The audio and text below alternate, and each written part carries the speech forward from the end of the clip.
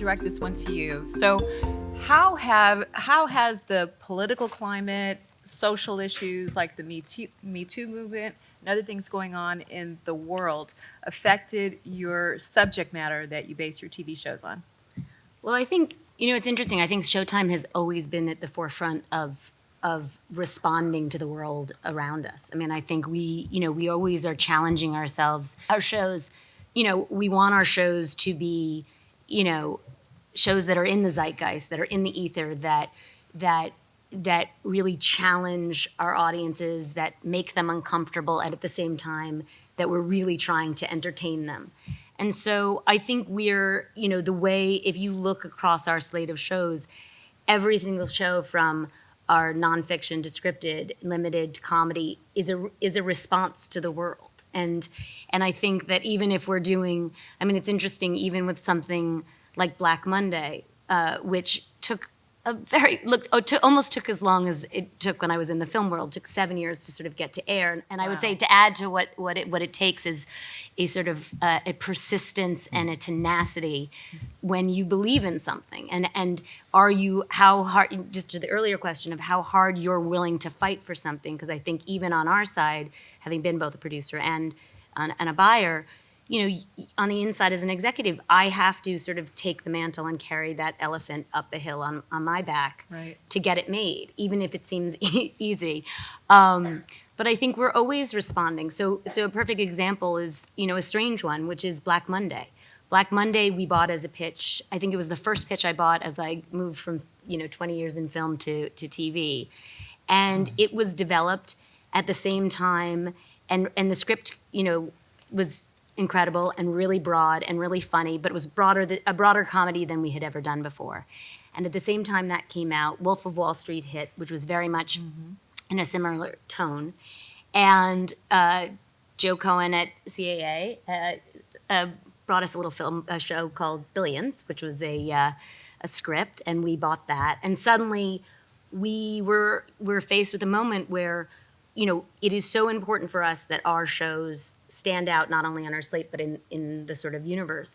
And all of a sudden, it got eclipsed. So we put it on the back burner for a minute. We didn't want shows to overlap. And yet, we sort of couldn't let go of it. And it was something, David Casp and Jordan Cann, who created it, were incredible to work with and obsessed with it and passionate about it. And, we'd stayed in touch, and they called me and they said, we have, Seth Rogen read it as a sample, and he's interested. Is that interesting for you?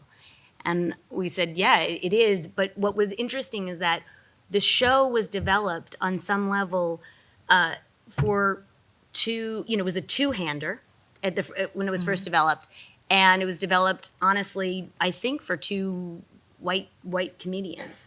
And we looked at it and said, this isn't really interesting right now. It's not really looking at the 80s and reflecting back on what it means in terms of diversity and inclusion and any of that, and not thinking of it from a heady place, but in terms of like reflecting our world, criticizing our world, laughing at our world, and at the same time doing a show about, another comedy with two men also wasn't all that interesting. And so it evolved. We got Andrew Reynolds involved, we got Don Cheadle, and we got Regina Hall, and became a three-hander. And it became in sort of a response, because I think you're always, as a producer, as an executive, you always have to be listening. You always have to be, you cannot, I think there's sometimes, in the sort of, in trying to be tenacious and trying to get your show or film made, you're always thinking like, I'm just, by hook or crook, I'm gonna get this made, but you don't listen to the notes. You don't listen to the world around you and how it's reverberating in that world, and how maybe you need to adjust it. And that was sort of a great indication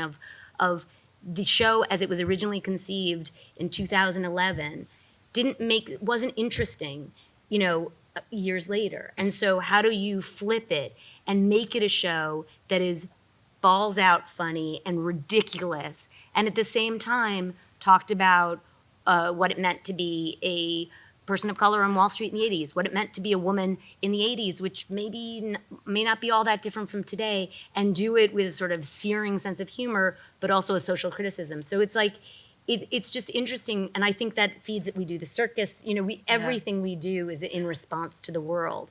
But how do you do that as also as a form of entertainment and not spinach? And so Right. that you're commenting on the world, reflecting the world, not judging the world, in a way that we in this sort of in these crazy times can sort of digest it and and process what's going on. So it's I think it's essential to everything we do.